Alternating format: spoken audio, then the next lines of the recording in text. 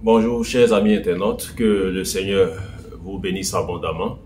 C'est une joie pour moi d'être avec vous pour échanger sur une question qui est d'actualité autour de l'expression « le Dieu de mon Père ». Et c'est ce sujet que nous allons aborder durant cette vidéo que nous sommes en train de faire. Que le Seigneur vous bénisse abondamment. Et je crois qu'il est important et essentiel aussi de partager cet enseignement bref qui va être fait au sujet de cette expression. Sachant que l'expression « le Dieu de mon Père » est une expression qui apparaît à plusieurs reprises dans la Bible, particulièrement dans l'Ancien Testament. Ça, c'est un fait. Et cette expression est souvent utilisée pour exprimer ce qu'on appelle la continuité de la foi à travers les générations et pour reconnaître la fidélité de Dieu envers les ancêtres. Et c'est ce que dans le peuple d'Israël, les anciens pratiquaient. Donc, pour exprimer une continuité de la fidélité de Dieu envers les ancêtres, envers les pères, cette expression, le Dieu de mon Père, était utilisée. Voici donc quelques exemples bibliques, parce qu'il faut être bibliciste. Nous allons nous appuyer sur des traces bibliques pour mieux comprendre cette expression.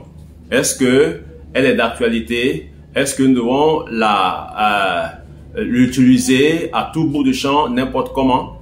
La petite observation dans un premier temps que je tenais à faire, c'est que cette expression provient du milieu anglophone.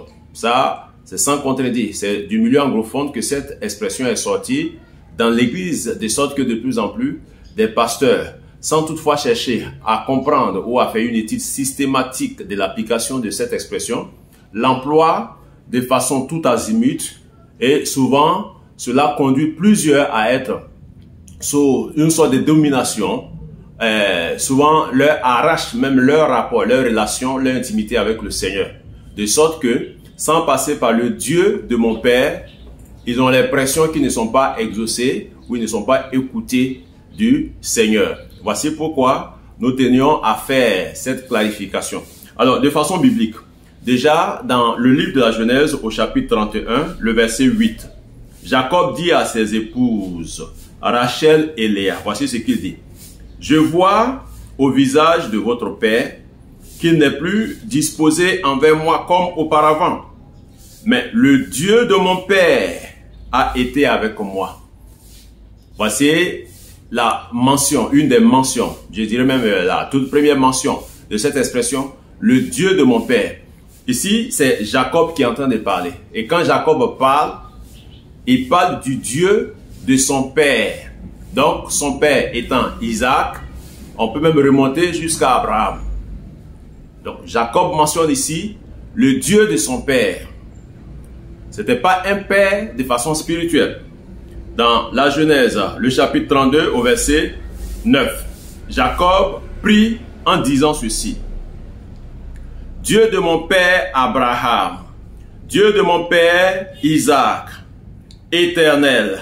Donc, il nomme ce Dieu-là, qui s'appelle l'éternel ou qui est l'éternel. Il dit, Dieu de mon père Abraham, Dieu de mon père Isaac, éternel, qui m'a dit, retourne dans ton pays et dans ton lieu de naissance et je te ferai du bien.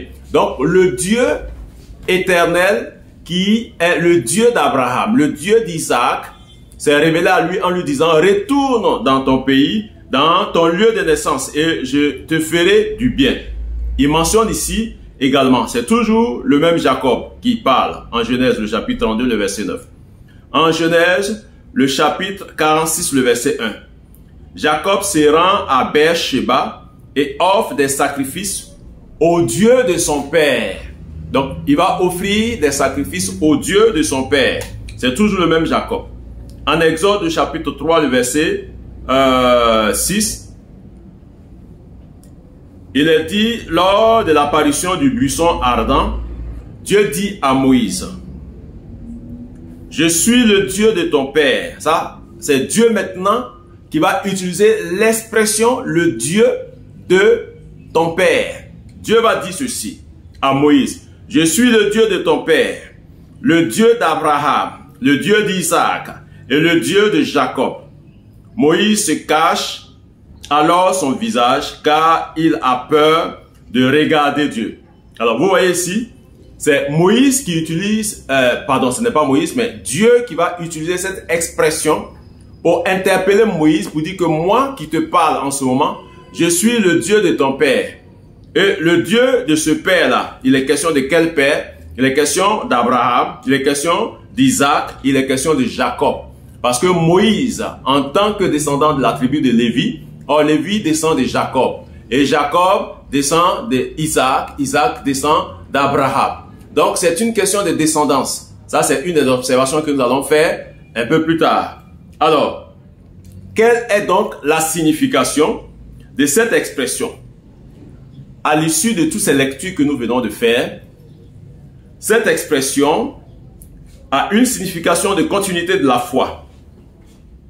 L'expression « le Dieu de mon Père » souligne la continuité de la foi et la relation avec Dieu à travers les générations.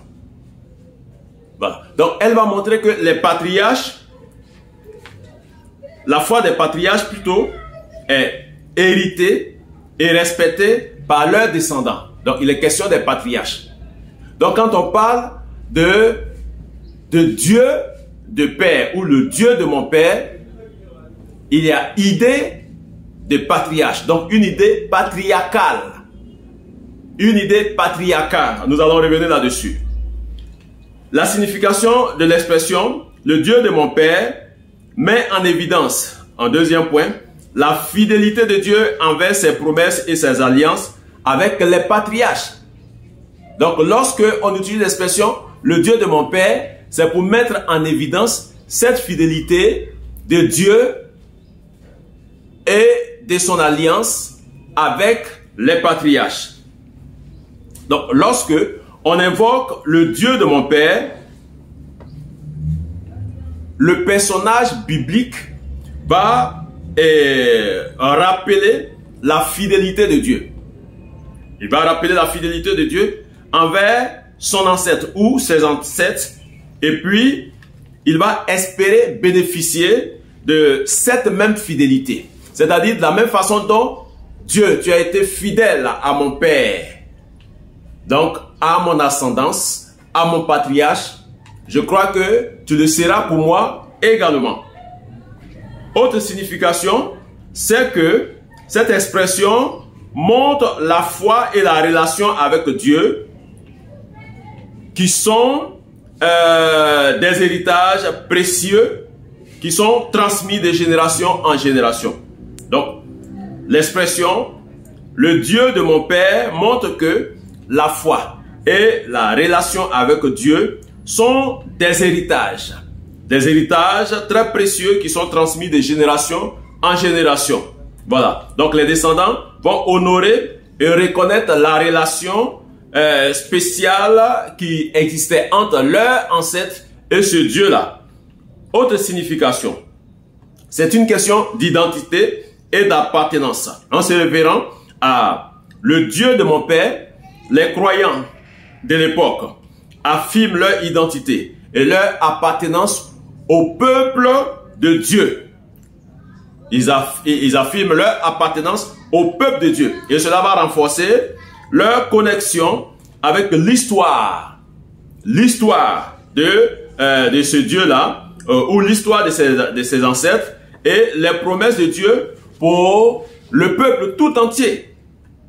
Autre signification de cette expression, c'est que utiliser cette expression, le Dieu de mon Père, est une manière de montrer du respect et de la référence pour la foi des ancêtres, des anciens, des patriarches. Cela rappelle également aux croyants leur devoir de maintenir et de transmettre cette foi aux générations à venir, aux générations futures. Alors, après avoir vu la signification de cette expression, le Dieu de mon Père, permettez que nous puissions faire quelques observations. La première observation que nous faisons sur l'usage du Dieu de mon Père, l'expression le Dieu de mon Père, c'est que cette expression se réfère toujours à une ascendance biologique.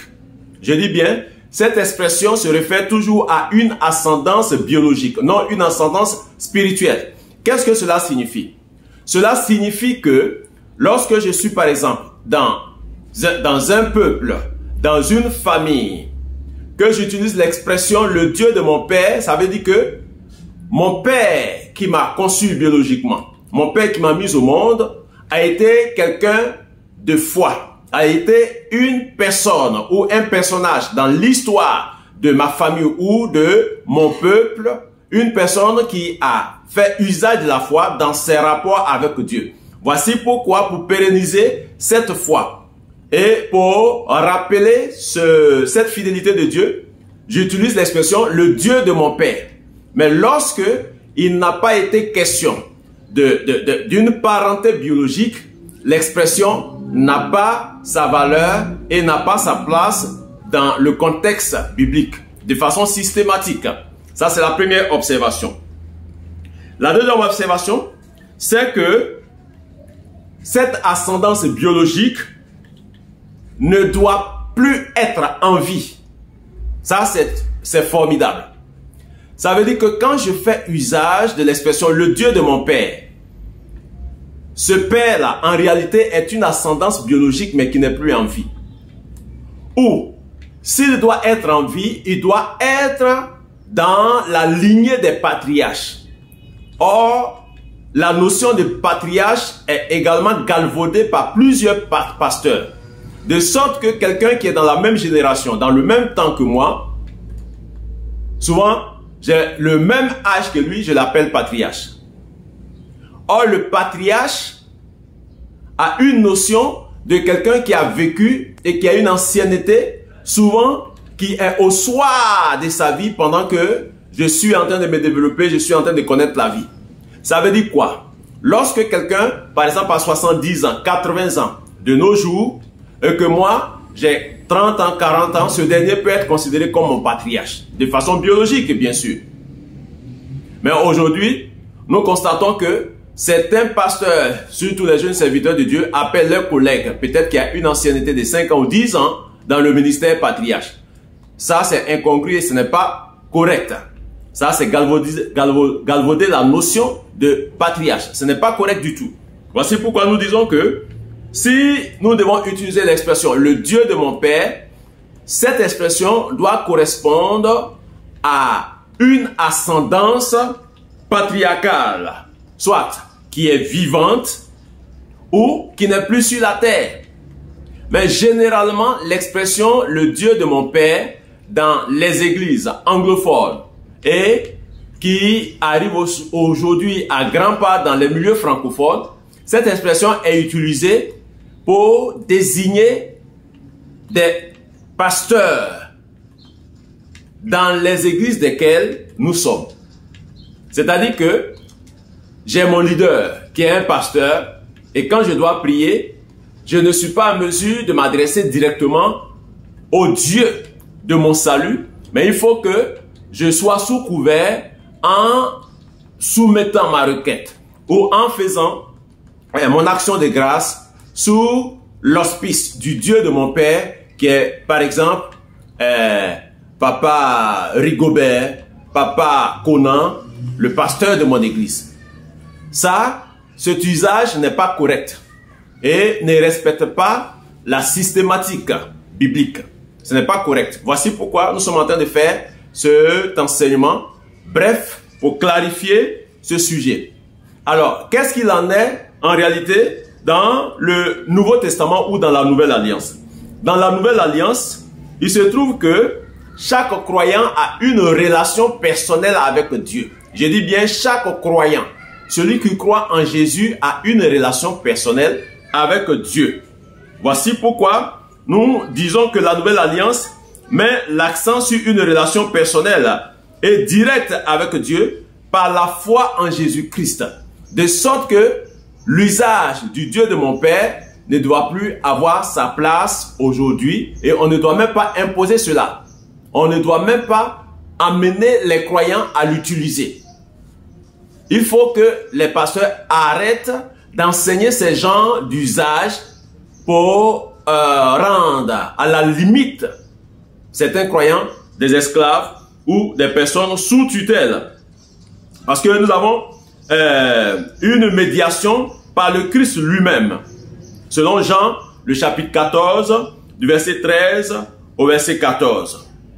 Voilà. Donc nous avons un rapport avec la foi en Christ, directement avec Dieu. Notre foi est centrée sur Jésus. Nous avons une union avec le Christ. Et nous prions